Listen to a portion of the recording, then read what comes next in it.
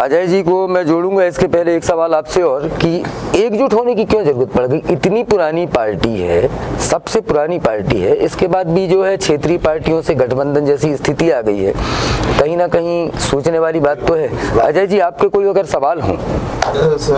मैं सर आपके सवाल सुन रहा था ना, इनका जवाब भी। संजय जी, मेरे 3 सवाल हैं। जैसा कि आपने कहा कि हम एक्चुअल सनातनी लोग हैं, बिल्कुल, मतलब शायद आप कांग्रेस को समाहित करके ऐसा कहें। हाँ बिल्कुल।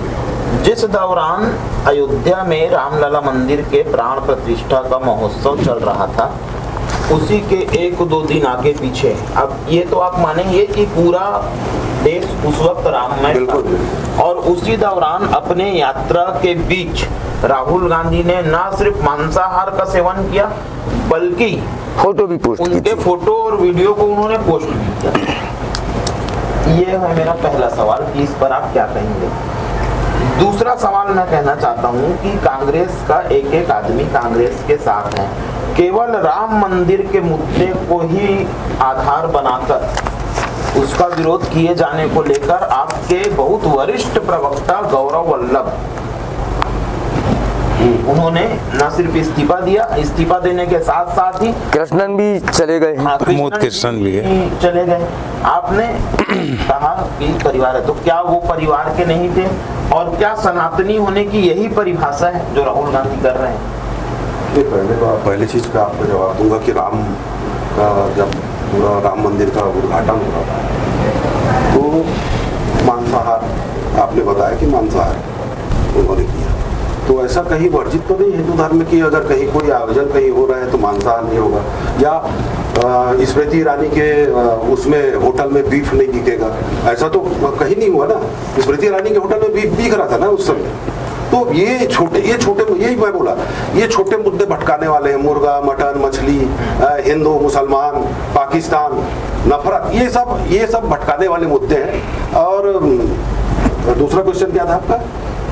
गौरव वल्लभ, देखिए कांग्रेस हो चाहे बीजेपी हो, चुनाव समय हर आदमी इधर उधर जाता है, और कांग्रेस तो जो भी कांग्रेस इधर से गया है सबको कांग्रेस ने सोने का जूता पहनाए थे। इनका काम था कीचड़ में कूदना है, कीचड़ में कूदे, क्योंकि जितना बड़ा लोकतंत्र कांग्रेस में रहा है वैसा लोकतंत्र तो इनके तो नड्डा जी जो है, ये कब बन गए, कब उतर जाते हैं, कब तीसरा बन जाता है, कुछ नहीं होता, इनके अध्यक्ष कब बदल जाते हैं। हाँ, 1 मिनट आपको बीच में रोकूंगा संजय जी।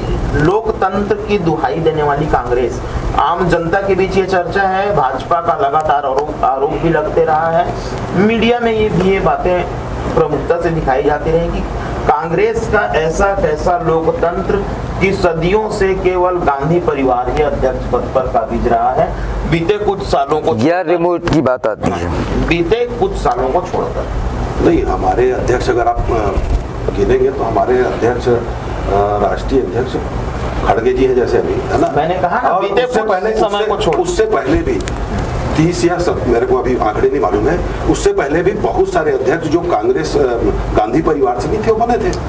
पर ये सिर्फ बोलना कि सोनिया गांधी, राहुल गांधी, तो ऐसा नहीं है। आप देखिए कि कितने लोग उससे पहले बने थे, 25 से 26 लोग बने हुए। तो इनके यहाँ तो भाई मोदी जिसको बोले उठ वो उठता है, जिसको बोले बैठ वो बैठता है। एक सवाल और है मैं सर, एक सवाल। हाँ, बिल्कुल। आपने कहा कि 62 पे कांग्रेस रहेगी या गठबंधन रहेगा? हाँ, मतलब हाँ, जो भी रहेगा। मैं 62 वोट मतलब, हाँ 62% आपने कहा। हाँ। मेरा कहना यह है कि जब इतनी खिलाफत करनी ही है, जब जीत के प्रति कांग्रेस आश्वस्त भी है, तो फिर क्यों राहुल गांधी को अपनी पारंपरिक सीट छोड़नी पड़ी, और क्यों प्रियंका गांधी ने चुनाव मैदान में उतरना ही वाजिब नहीं समझा? देखिए, अभी तो ये दूसरे चरण का चुनाव है ना, तो दूसरे चरण के चुनाव के बाद वहाँ का भी चुनाव हो नहीं रहा है, अमेठी या रायबरेली का भी चुनाव हो नहीं रहा है।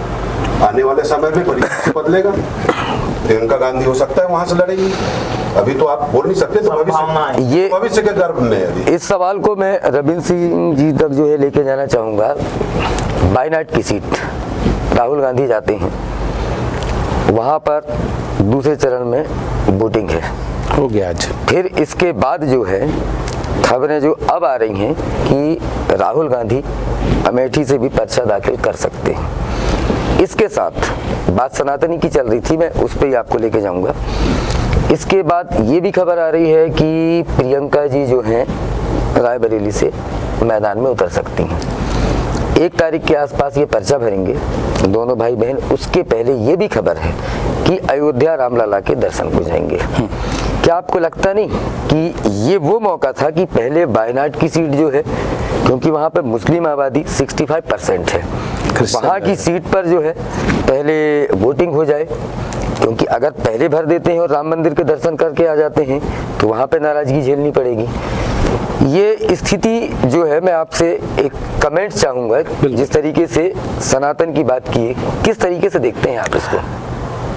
मुझे आश्चर्य हुआ जब हमारे कांग्रेस के मित्र ने कहा कि कांग्रेस वास्तविक सनातन है। अरे भैया, नवरात्रि के दिनों में नरेंद्र मोदी जी 9 दिन केवल नींबू पानी पी के चलते हैं, और भरे सावन में ना, सावन में जब क्या कहते हैं मांस मदिरा वर्जित है, नहीं मालूम कौन सी किताब की बात करते हैं, किताब में लिखा है नहीं किया, मटन बना रहे थे राहुल गांधी जी, कहाँ, लालू प्रसाद यादव साहब, और मटन ही नहीं बना रहे थे, मटन को लेके अपनी बहन को प्रेम से देने भी गए जी। ये इनका सनातनी है। जब यहाँ नींबू पानी पी रहे हैं या मटन खा रहे हैं तो ये सनातन इनको वास्तविक रूप से इनको मुबारक हो। मुझे तो समझ नहीं आता क्या सनातनी परंपरा की बात करते हैं। अब रही बात वायनाड की, इतना ही जब उनकी परंपरा की सीट थी, वर्षों से जीतते आ रहे हैं। हम तो 1952 के प्रथम आम चुनाव से देखते हैं जी। आपको 1 सेकंड के लिए रोकूंगा। सनातनी के विषय पर, हिंदू धर्म के विषय में लगातार राजनीति होती रही है, आगे भी होते रहेगी, लेकिन यहाँ पर यह भी सत्य है कि जिस दौरान राम मंदिर की प्राण प्रतिष्ठा चालू थी, उस दौरान स्मृति ईरानी के होटलों में लगातार बीफ परोसा जा रहा था। यह भी सत्य है कि आपके वरिष्ठ पूर्व स्वर्गीय श्री अटल बिहारी वाजपेयी जी ने, उन्होंने भी सार्वजनिक रूप से मीडिया को बयान दिया था कि कभी कभार ही सही, लेकिन मैं बीफ खाता। उन्होंने, हम तो ये भी जानते हैं कि अटल बिहारी वाजपेयी को मछली का शोरबा पसंद था, उनका व्यक्तिगत था। मैंने कहा अभी वास्तविक सनातन जिस सब के सावन के समय में जब पूरा वर्जित रहता है तब क्यों, बाकी आपके खान पीन का मैं विरोध नहीं कर रहा हूँ, आपकी व्यक्तिगत स्वतंत्रता का मामला है। आप सार्वजनिक रूप से मटन बना रहे हैं और सार्वजनिक रूप से मटन लेके मतलब सावन के महीने में दे रहे हैं, इस बात का मैं ये कर रहा हूँ। वो व्यक्तिगत कमरे में क्या खाता नहीं खाता उनसे कोई लेना देना नहीं रहा। दूसरी बात, जैसा कि मतलब मयंक जी ने कहा वायनाड में, उनको वायनाड ही क्यों जाना पड़ा, अमेठी छोड़ के क्यों जाना पड़ा? उनकी तो परंपरागत सीट है भाई। राहुल गांधी, कांग्रेस एक समय ऐसा था कि कहीं से भी सीट दे दो जीत जाते थे। आज स्थिति क्यों बदली? स्मृति ईरानी ने उनको बुरी तरह भगाया। वायनाड जैसे सुरक्षित क्षेत्र में जाके क्यों बैठना पड़ा? हमको उसका कारण मालूम है, आपने खुद कहा है वहां कौन से वर्ग का बहुल है, उसके अलावा कहीं से जाके राहुल गांधी बता दें। रायबरेली से प्रियंका गांधी लड़ेंगी या नहीं लड़ेंगी, वो बात का विषय उनकी माताश्री ने क्यों छोड़ा, राज्यसभा सांसद गई हैं। अरे ये तो 2 सीट में उत्तर प्रदेश में नहीं रहेगा, आज 80 सीट है वहां। ये तो जमानत जब्त हो चुकी है इनकी पूरी जगह उत्तर प्रदेश में, क्या जाएंगे अमेठी में? और राहुल गांधी आए अमेठी, हम उनका स्वागत करते हैं। लोकतंत्र में वो कहीं से भी चुनाव लड़ सकते हैं, लड़ना भी चाहिए। अमेठी उनकी परंपरागत सीट है तो बिल्कुल उनको अपना दम दिखाना चाहिए, हम स्वागत करते हैं, हम किसी प्रकार का विरोध नहीं करेंगे। रही बात कि अभी बोल रहे थे छत्तीसगढ़ में महिलाओं का मतलब ये हुआ या मतलब हुआ, इनके कल किसान कांग्रेस के प्रदेश अध्यक्ष ने इस्तीफा दिया है। कारण क्या लिखा है मैं बताता हूँ कि राम मंदिर के उसके समय प्राण प्रतिष्ठा के समय कांग्रेस को जाने से रोकना हिंदू धर्म का अपमान है। धारा 370 का विरोध करना, ये एक भारतीय होने के नाते मुझे आघात पहुंचा। ये इनके कांग्रेस अध्यक्ष, अभी प्रदेश किसान कांग्रेस के अध्यक्ष ने कल इस्तीफा दिया, उसने कहा है। आप मुझे बताइए 370 का विरोध करने में इनको क्यों मजा आता है? 370 सालों से चला आ रहा था, क्या था वो? अस्थायी और संक्रमणकालीन उपबंध था। अस्थायी क्या 70 साल तक चलता है, उससे कांग्रेस वहां शांति आ गई थी क्या कश्मीर में? हमने उसको परिवर्तन किया, इनको क्या तकलीफ है? इनके राहुल गांधी कहते हैं हम 370 को वापस ले आएंगे। और क्या कहते हैं बताइए? किसानों के 3 बिलों का आपने प्रैक्टिकल होने नहीं दिया, हमने तो किसानों के हित के लिए वापस कर दिया और बड़ा गर्व करके बोलते हैं कि 2100 रुपया क्या कहते हैं हमने दिया। मैं कहता हूं आपका कितना था, 50 रुपया 60 रुपया? प्रधानमंत्री मनमोहन सिंह के समय क्या कहते हैं एमएसपी में वृद्धि होती थी। वो तो देश के इतिहास में पहली बार रहा है कि नरेंद्र मोदी जी ने 200 रुपया बढ़ाया। आप 400 रुपए देते थे, 2500 रुपए देकर और आप उसका वो लेते हैं। 2100 रुपए सेंट्रल गवर्नमेंट देती थी। 400 रुपए आप देते थे और किस उपलब्धि की बात करते हैं? यही आपकी नकारात्मक उपलब्धि के कारण आप छत्तीसगढ़ से बाहर हुए। और महिलाओं की बात करने वाले लोग आप बताएंगे आपने महिलाओं को शराब क्या कहते बंदी का कहा था? भूपेश बघेल जी बार बार बोलते थे, यहां तक वो कहते थे कि शराबबंदी ऐसा है कि महिलाएं पुरुष को घर में मत घुसने दे। अरे आपके घोषणा पत्र में था, आपने महिलाओं का अपमान किया और आप महिलाओं को कहते हैं कि घर में घुसने मत देना, पुरुष दारू पी गया। ये आपकी नीति थी, इसलिए आप हारे हो। और अभी भी मैं कह रहा हूं दावे से, हम 400 का जो घोषणा किए ना, हम अपने कार्यों से किए। 13 करोड़ लोगों को हमने क्या कहते हैं उज्ज्वला गैस योजना का लाभ दिया है। आपको बताऊं, आपके कांग्रेस की सरकार के समय सिलेंडर लेने के लिए विधायक और सांसदों की अनुशंसा पत्र लगता था, तब मिलता था सिलेंडर। और ये मोदी जी की सरकार है कि क्या कहते हैं 13 करोड़ लोगों को हमने सिलेंडर और गैस दिया फ्री ऑफ कास्ट।